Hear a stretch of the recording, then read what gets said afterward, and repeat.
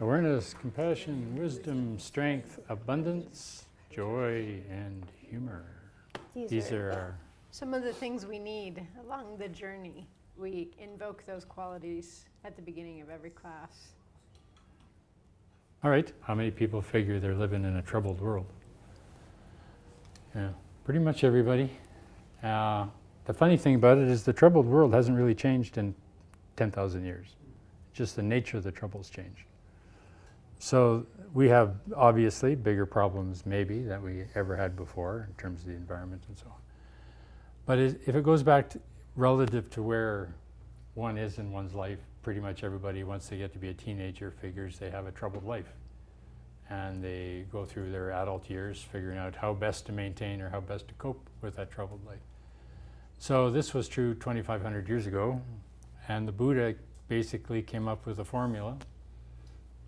And he kind of, part of what we present to you tonight is part of that formula, but it's a formula with a new interpretation, or a retake on the old interpretation. But fundamentally, his main core statement was, I teach but two things: suffering, struggle, and the transcendence of struggle. And that hasn't changed in 2,500 years. It's the same dialogue for every child born into every womb of every citizen in any country on the planet. You're born into struggle. And the question is, what do you do about that? So we look at struggle, we look at the nature of struggle, and that gives us some of the remedy, right? If we understand the problem, then the solution is built into that. And then we study how to reduce the struggle and eventually eliminate it. Can't say exactly eliminate it altogether. We eliminate all unnecessary we suffering. eliminate all unnecessary suffering. The necessary That's right. suffering you got to live with. That's like dying. Like old age, sickness, and death are just considered built into the human system. So we don't do away with those, but we can't do away with the rest of the suffering. So a good part of the Buddha's main message was the pathology of suffering. Why? How? What creates it? What builds it? What puts it in place? What keeps it there? How does it work? Now, as Western egos, we tend to think the suffering is all external. It's because of Trump, or it's because of the environment, or it's because of capitalism, or it's because of Ontario, or actually it's all really Saskatchewan's fault. You know, we've known for a long time that all the problems in Alberta are based on Saskatchewan, especially people who come from Saskatchewan. And it's not that no suffering comes from these things, but we cannot fix the world, right? Now, it doesn't mean it's not a good thing to try to help, right? To try to make things better. That's a really good thing to do. But if we set out to fix everything, well, that brings a lot more struggle with it, right? But out of 7.5 billion people, there's one person who I have a lot of input with, right? I have 100% of the input with just one person. So that's where we address our efforts, because we can handle 100% of this. One of the reasons and then it radiates outward. Right.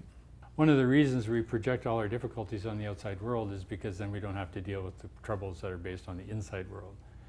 But as Catherine just said, you can't really solve the outside troubles by yourself, and certainly not in isolation. So while we're all in favor of environmentalism and so on, speciesism and all that stuff, we're all for it, and we do what we can to support it, that's not going to relieve your suffering in any time soon. I was a member of a group called Pollution Probe at Carleton University in 1967 to 1970. I was an active member of trying to reduce pollution in the Great Lakes of Ontario. Right? Well, now I'm 70, and it's not better than it was. It's much, much, much worse than it was. So even in spite of all my activism and all my efforts to try to change that world, I haven't had much of an effect. Oh, and can I give a different take on it? Yep. Yeah, I've been a supporter of the World Wildlife Fund for a long time, and the tiger population is actually growing. Yay. Tiger population in the world. So we can make a difference, and we do try to make a difference. And our center, just across the border in BC, we try to do that. Because what is a spiritual life for if we're not helping, right? Exactly. So we try to make our center a showcase of how we can apply our spiritual practice to make the world a better place. And I love doing that. But we do that from the inside out. And we're very clear about that. Like, I've got to change myself first and then try to change the world through that, rather than trying to change the world and, hope that it trickles down to me. So using that example, we have a metaphor that we use, which is the cart and the horse. That if you have the cart in front of the horse, you're not going very far. But if you have the horse in front of the cart, then you can move that cart wherever you want to go. And so what we're saying is that the cart you're trying to move into less suffering is the cart of me, my struggle, my difficulties, my problems, right? So by getting the horse in front of that cart, you're then capable of taking that cart to helping things like the environment and species and so on. So the path to do this is fundamentally meditation is one arm of it, therapy is another arm of it, and karma yoga is another arm of it. So those are three arms that you can approach. Karma yoga is working in community, working in group, working as a team, which in order to do successfully, you pretty much need therapy, because none of us have been raised or trained to actually work together well, or at least not in close quarters. But tonight's talk is not about that. Tonight and tomorrow's talk is about what you need in order to be able to do that, which is insight. And insight means understanding or to see into. So the word in Sanskrit is vipassana. Pasana means to see, and we means again. So to look again, and again, and again, and again, and again, until you understand the pattern of why you're in that struggle. And once you understand the pattern of the struggle, you can start to look at what factors or what conditions are shaping that struggle, and you can start to change those positions. So fundamentally, it's about a change in view. If you want to remove or reduce the suffering in your being, there has to be a change in the view, which then changes the conduct. And that comes through insight. That comes through insight. So all the meditations in the world, and there are many, many, many different kinds of effective meditations, which is great because different ones work for different people at different times. And they can all be broken into two major kinds. And one is insight meditation and the other is bliss meditation. And usually we just have a predisposition that's inclined more towards one than the other. Someone will be on the bliss side, someone else might be on the insight side. But we really like to cultivate both because, well, bliss is really pleasurable. Bliss is just very pleasant. To feel blissful, it feels good. So I think that's a little self-explanatory why we want to do that one. Hatha yoga is mostly a bliss path. Feels good, right? However, spiritual unfoldment, it really depends on insight because we need to understand how the bliss works, right? We don't want to just kind of hope it will happen. And that comes through insight. So it's really great to have both. And importantly, tonight we're focusing on insight. We are. And importantly, bliss gets interrupted. And what your issue with bliss is that if you don't know how it's interrupted, you don't know how to keep it from getting interrupted. So if you understand... Or how to stay in bliss even when it gets interrupted. And get back into it. So that's the insight path. So what is insight? So the Merriam-Webster dictionary defines it as the power or act of seeing into a situation, penetration. Or the second definition is the act or result of apprehending the inner nature of things or of seeing intuitively. Then there's a psychiatric interpretation of insight, which is maybe the one we're most interested in, which is fundamentally a new understanding by a mentally ill person. That's us. We are all mentally ill in some fashion.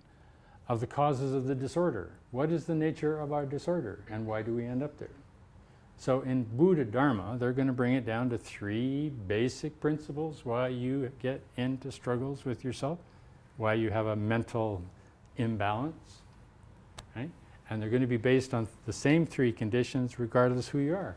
It's either going to be greed, you don't have what you want something else, you want the other thing, you want more of it, you want this to go away or you want this to come, I want it to be different, right?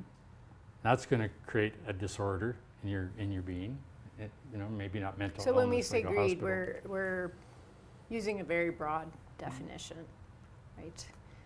It's sort of like, I said double espresso, I didn't say single espresso, you know, after you just waited 10 minutes for it or something. That's one manifestation of greed. The other one is anger. You get upset. You get interfered with. Somebody says something you don't like. Somebody insults you. Somebody kind of denigrates you, or they don't treat you right, so you get upset with that. That's your anger. Someone cuts you off in traffic. Someone cuts you off in traffic. Third one is? The third one is called delusion or confusion. So if we're stuck, we can't make a decision, we're vacillating between different options, that's a very normal manifestation of confusion that we all struggle with. So greed, hatred, and delusion in terms of reaction patterns, anybody ever feel have those three greed? things? No? Nobody have greed? Anybody ever have anger? Yeah. Anybody ever have confusion about what they want or don't want? Yeah, it's the human condition. Now from the Buddhist point of view, you're mentally ill. That includes all of us. Because greed, hatred, and delusion is based on one really basic misunderstanding about reality. Now before we talk about that one, we have to say when we're feeling greedy, any greed people? When we're feeling angry, any angry people? When we're feeling confused, any confused people? Right? We're hurt. And that's what we're not acknowledging. We don't acknowledge that we feel hurt. So when we don't acknowledge when we feel we get hurt, then we're going to respond in one of those three ways. We're going to run to the fridge and feed ourselves or something. Or we're going to lash out at whoever's the easiest person. Who's that easiest person to lash out at? Often our partner or best friend or people closest to us usually. family. Or we get strange ideas that if I move to Thailand and have $1 million, then I'll be happy. Well, I know a few people with $1 million who moved to Thailand and they're not happy. So you get these strange ideas.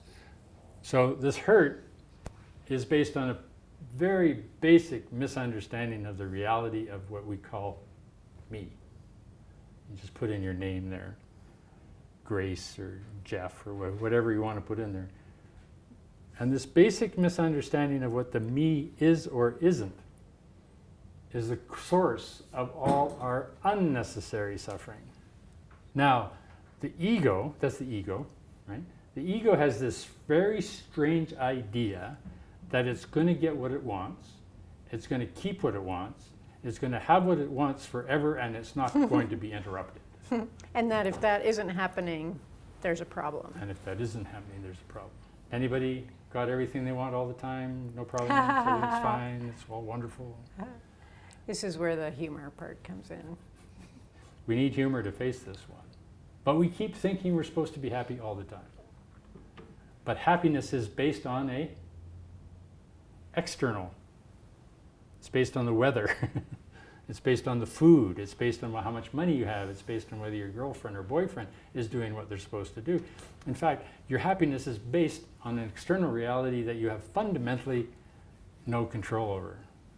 So that's like going down to the ATM machine on the corner there and standing there and thinking, if I stand here long enough, somebody will come out of that ATM machine and hand me $1 million. Has that happened recently? Are you willing to invest your time standing there waiting for heaven to drop this on you? Well, the ego keeps thinking it will, in spite of its understanding that it doesn't. Now, we're not saying that you don't have nice moments in life, but they're not holdable. You can't maintain them. You can't hang on to them.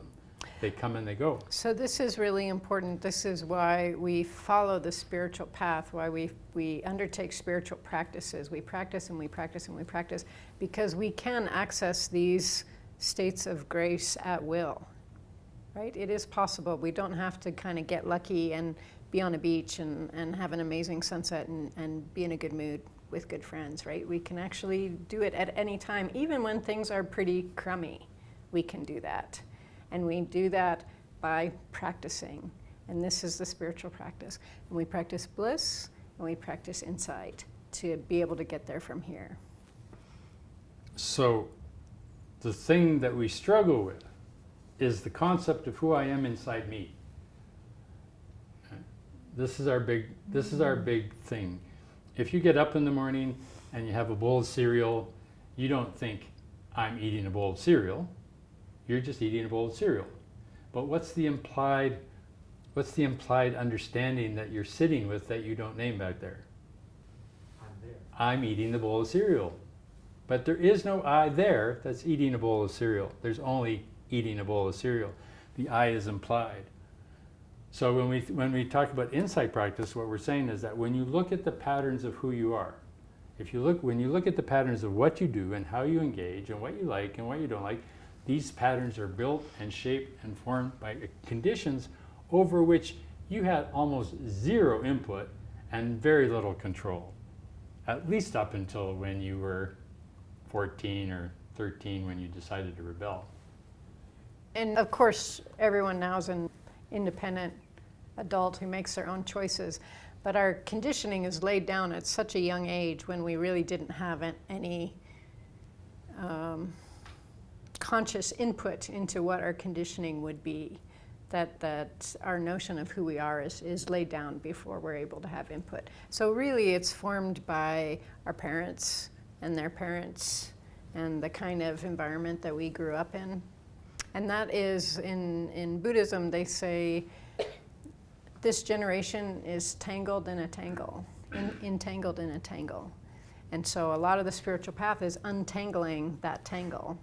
Yeah, okay, what was my conditioning? What were these thought patterns and belief systems and emotional patterns and psychological patterns and even physical patterns that got handed down to me through the generations? So we talk about it a lot now in terms of epigenetics and biogenealogy. And that, when I've heard about those studies, it's mostly in terms of trauma. And we're talking about it in a little bit more refined sense, which is about just patterns, the patterns that we have. So Janae, being from a Vietnamese Chinese background, is going to have a different set of patterns from somebody like me with a Swiss German background. And I didn't grow up thinking I have a Swiss German background. I grew up thinking I'm from Kansas City, right? And it's only after untangling the tangle that I was like, I kind of like to have my paper clips organized by size. and mysteriously, not everybody likes to do that, right? Where does that come from? Right? And why does that drive some people crazy? And do I want to be driving other people crazy? Right? No, obviously I don't. So, I don't have to enact this Swiss German obsession.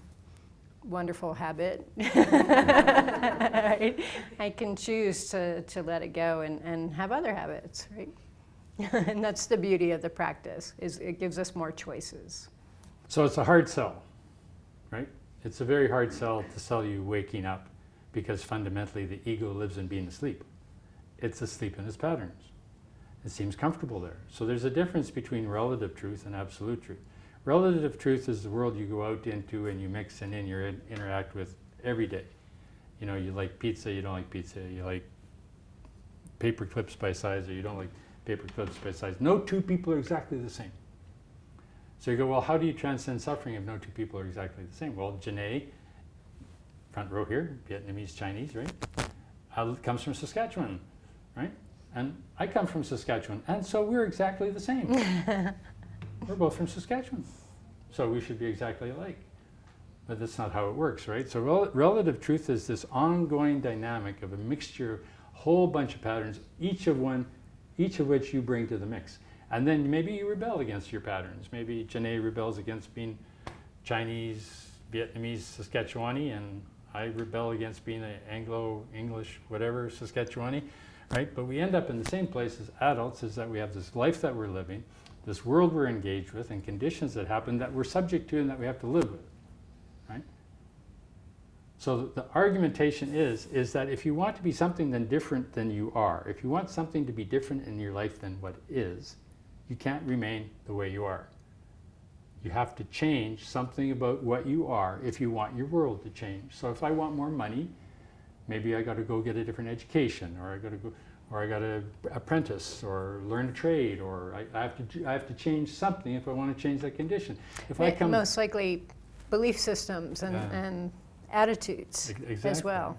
If I want to be a happier person, I can't hang out all the time with depressed friends who just want to complain. You have to make the changes. That's the unnecessary suffering.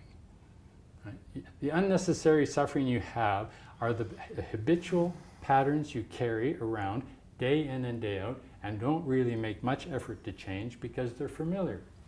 But then you wonder, well, why isn't my life looking the way I want it to? And why is there still unnecessary suffering in my life? It's because you won't change the patterns, because changing the patterns implies seeing into how the pattern was built, and that implies some very deep struggles for you.